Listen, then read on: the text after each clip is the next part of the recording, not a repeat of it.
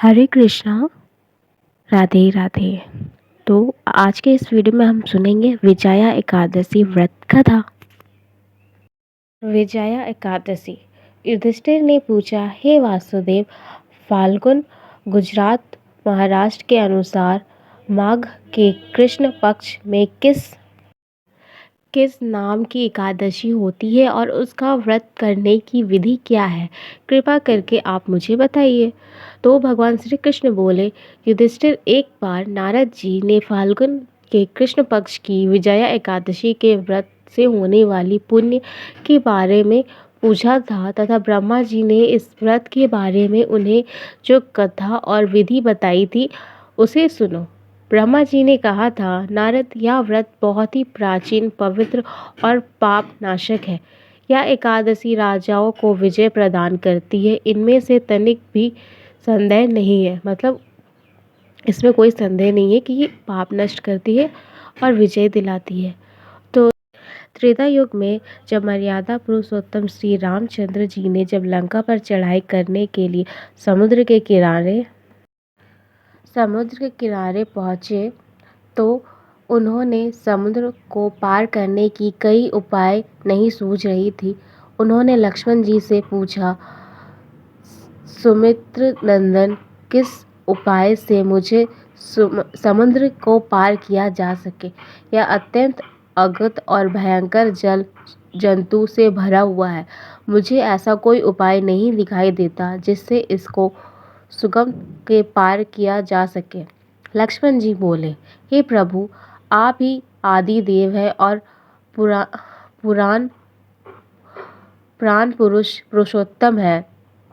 आपसे क्या छिपा है?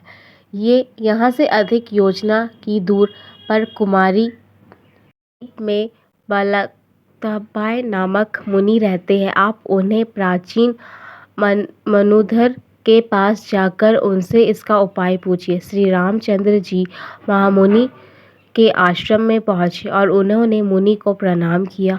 महर्षि ने प्रसन्न होकर राम जी से आगमन का कारण पूछा। तो श्री रामचंद्र जी बोले, हे ब्राह्मण, मैं लंका पर चढ़ाई करने के उद्देश्य से अपने सेना सहित यहाँ आया हूँ। मुनि, अब जिस प्रकार समुद्र पार किया जा सके, कृपा कर वह उपाय मुझे बताइए। तब मुनि ने कहा, हे राम जी, फाल्गुन के कृष्ण पक्ष में जो विजया नाम की एकादशी होती है, उसका व्रत करने से आपकी विजय होगी। निश्विजय के आप अपनी वानर सेना के साथ समुद्र को पार कर लेंगे। राजन, अब इस व्रत का फलदायक विधि सुनिए।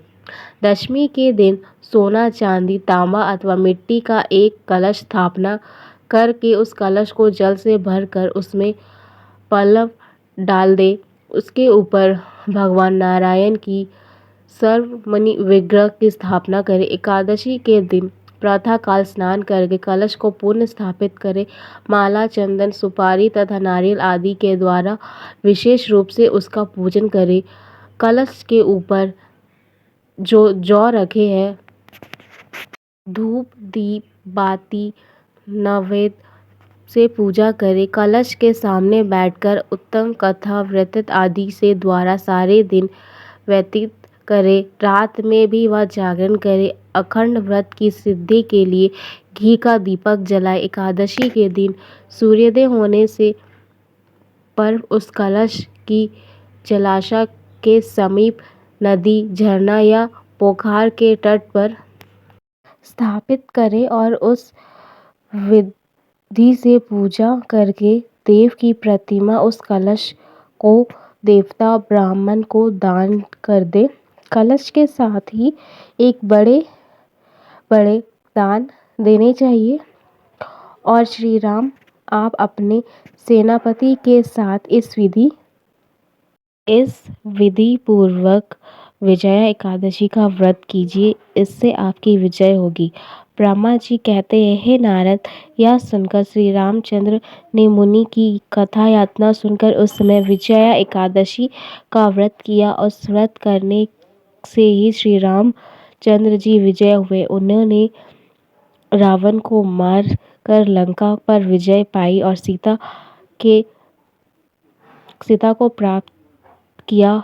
बेटा, जो मनुष्य इस विधि से व्रत करता है उसे इस लोक में विजय प्राप्ति होती है और उनका परलोक में अक्षय बना रहता है।